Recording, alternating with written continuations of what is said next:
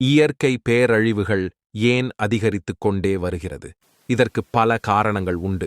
அவற்றுள் மிக முக்கியமான காரணங்களை இப்பொழுது பார்க்கலாம். அதிகரித்து வரும் உலகளாவிய வெப்பநிலை.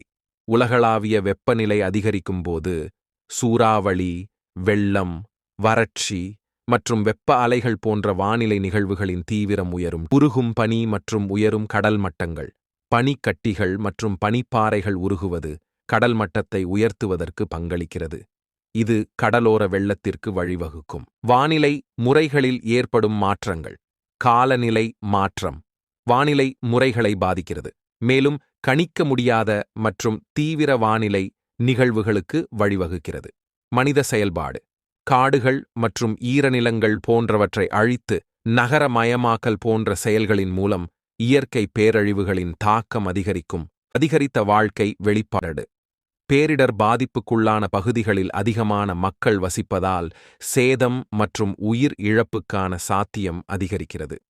இதுபோன்ற காரணங்களால் பேரழிவுகள் அதிகரித்துக் கொண்டே வருகிறது. இது ஒரு சிக்கலான பிரச்சனையாகும். இதற்கு உலகளாவிய ஒத்துழைப்பு மற்றும் செயல்திறன்மிக்க நடவடிக்கைகள் தேவை. பேரழிவை தடுப்பதில் மக்களாகிய நாமும் பங்களித்து அடுத்த தலைமுறைக்கு நல்ல பூமியை விட்டுச் செல்வோம்.